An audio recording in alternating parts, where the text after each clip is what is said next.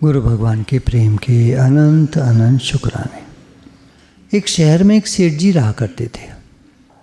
उनके यहाँ एक कर्मचारी काम करता था, उनकी दुकान पर कह लीजिए, कारोबार में। कर्मचारी का मन हुआ कि मैं जगन्नाथपुरी जाऊं, या ऐसे मान लीजिए कुंभ मेले में जाऊं, कहीं भी मान लीजिए आप।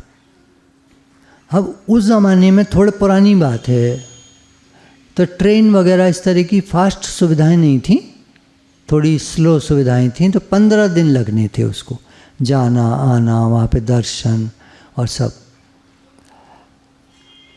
तो सेठ जी ने कहा कि बड़ी बढ़िया बात है, ज़रूर जाओ तुम, और मैं कोई दूसरा आदमी रख लूँगा तब तक 15 दिन के लिए। और ये 100 रुपये लो, वो ज़माने की बात है ना, 100 रुपये बहुत होते थे। ये 100 रुपये लो और ये जगन्नाथ जी पर चढ़ा देना, ठीक। तो वो अपना निकल करके समय लगा, पहुँच करके भगवान जी के आगे नतमस्तक होके प्रसाद वसाद चढ़ा के सब अपना करता रहा। जब वो अंदर मंदिर में प्रवेश करने से पहले उसने देखा कई संत महात्मा बैठे हुए होते ही हैं। उसको भाव आया कि पहले मैं इनको कुछ खिला पिला दूं। अब अपने पैसे बहुत कम थे, सेठ जी के पैसे याद आए, तो उसने उनको सबको पूरी सब्जी खिलवाई। लगभग 100 होंगे वो लोग, पूरी सब्जी खिलाई। और जब बिल बैठा दुकानदार का तो 98 रुपीज़, 98 रुपये, 2 रुपये बचे केवल। अब उसका मन बड़ा था, अब क्या करें, अब अच्छा ही काम किया है, कोई बुरा काम तो किया नहीं है, कोई गड़बड़ काम तो किया नहीं, गलत काम तो किया, अच्छा काम किया। खैर, अब जब मंदिर में खड़ा हुआ था तो एकदम याद आया, अरे सेठ जी वाले पैसे, अब क्या करूँ, तो 2 ही रुपये रह गए।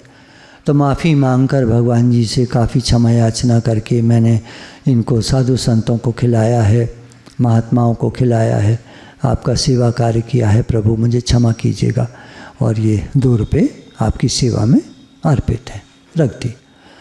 और अपना निबट करके वहाँ से वापसी के लिए चल दिया।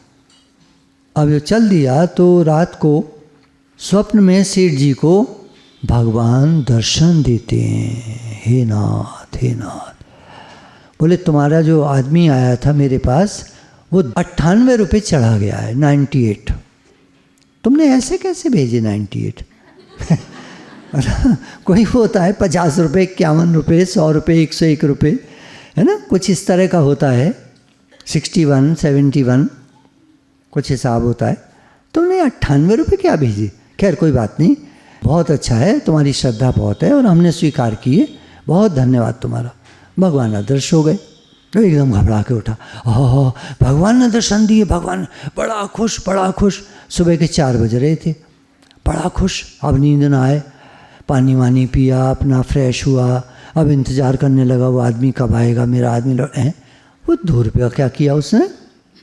होता है ना, मन कोई भी ख्याल ले आता है, चलो कोई नहीं, 98 तो चढ़ा है, 98 रुपये चढ़ा है, 2 रुपये का पूछ लूँगा, हो सकता है कि खर्च हो गए होंगे, कोई बात हो गई, हो सकता है फूल ले लिए उसने 2 रुपये के, हाँ हो सकता है, मैं क्यों बुरा सोचूं।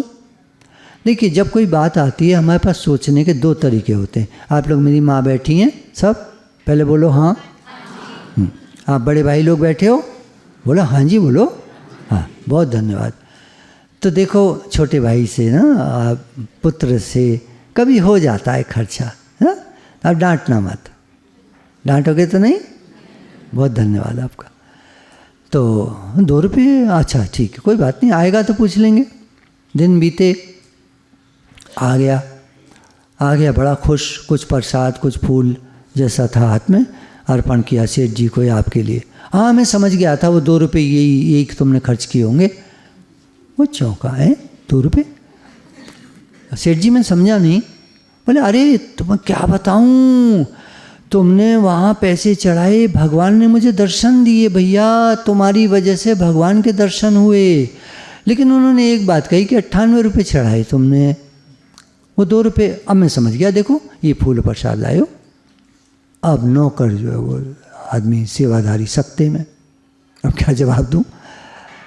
सच तो बताना है, झूठ। पहले के लोगों में ये बहुत अच्छी बात होती थी, ईमानदार होते थे, ऐसा नहीं कि अब नहीं होते, आप गलत मत उठाना, अभी भी बहुत सारे ईमानदारी होते हैं, 2-4 होते हैं जो गड़बड़ होते हैं, कोई बात नहीं।